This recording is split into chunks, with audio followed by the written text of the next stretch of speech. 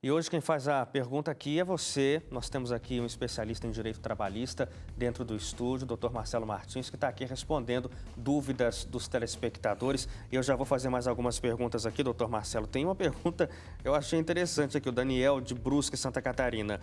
Eu queria saber se eu posso recorrer, porque eu levei uma justa causa na minha empresa, porque eu ameacei verbalmente alguém e cuspi na bicicleta desse alguém.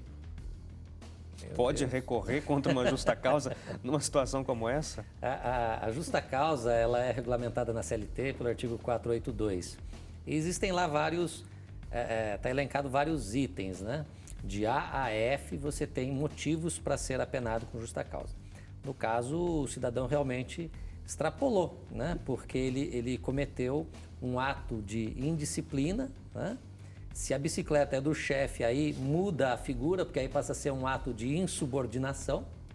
Mas também existe uma terceira figura onde ele poderia ser enquadrado nessa justa causa, que é comportamento de mau procedimento, né? Então, pode recorrer? Pode. Vai ter que ver a situação, vai provavelmente alegar que foi uma revida injusta, uma injusta provocação, perdão. Ele foi injustamente provocado e, no momento, acabou fazendo isso. Mas o melhor é ele procurar um profissional do direito, um advogado, e entrar com a ação pedindo a anulação dessa justa causa. Pode ser. A Daniela de São Paulo, capital. Meus funcionários nunca chegam no horário, doutor Marcelo. Estão sempre 10, 20, 30 minutos atrasados. O que eu devo fazer? Bom, Daniela, você tem aí praticamente uma casa de caridade, né? Não uma empresa. A CLT ela regula no artigo 71 que todo empregador que tenha mais de 10 funcionários, ele é obrigado a manter controle de frequência dos seus trabalhadores.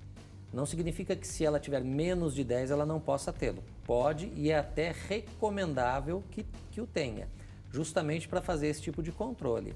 Atrasos não justificados, eles, além do desconto do salário no final do mês, eles podem implicar até em redução do tempo do período de gozo de férias. Então é importante fazer esse controle para o empregador, justamente para poder disciplinar. E atrasos reiterados, até aproveitando o gancho da justa causa anterior, podem ensejar uma figura para dispensa de justa causa chamada desídia. O que é a desídia? O funcionário que não tem interesse pelo trabalho que ele desenvolve. A falta reiterada é um motivo para, em última instância, né, após uma advertência, após eventualmente uma suspensão, não que haja uma regra nessa sequência, mas ele pode ser apenado com a justa causa por desídia. Ok. Desleixo com o trabalho. Exato. A Rose, de Salvador, na Bahia. Eu voltei de licença maternidade, logo depois eu tirei férias e quando voltei das férias fui demitida. A empresa pode me demitir numa circunstância como essa? Rose, você tem que verificar junto à sua categoria profissional se o seu sindicato de classe, além do período de estabilidade, concede algum período além do que a lei já concede. Hoje são 6 meses após o retorno da gestação. Então retorna, tem 6 meses ali de período de graça, né, de estabilidade, ela emendou com as férias. Normalmente, a maioria das categorias, Rose, prevê ainda um período de 30 ou 60 dias após o retorno das férias, para só então poder ser demitida. Mas a gestação, ela só garante o emprego durante o período gestacional e 6 meses após o nascimento. Né? Após isso, não há uma estabilidade. Tem uma outra pergunta aqui que tem a ver com gestação. No caso de uma jovem aprendiz com carteira assinada pela CLT, num contrato que tem um tempo determinado de 2 anos, se essa menina fica grávida antes do fim desse prazo, ela tem direito à estabilidade também? Essa é uma das questões mais controvertidas, né? Na verdade, em regra, não.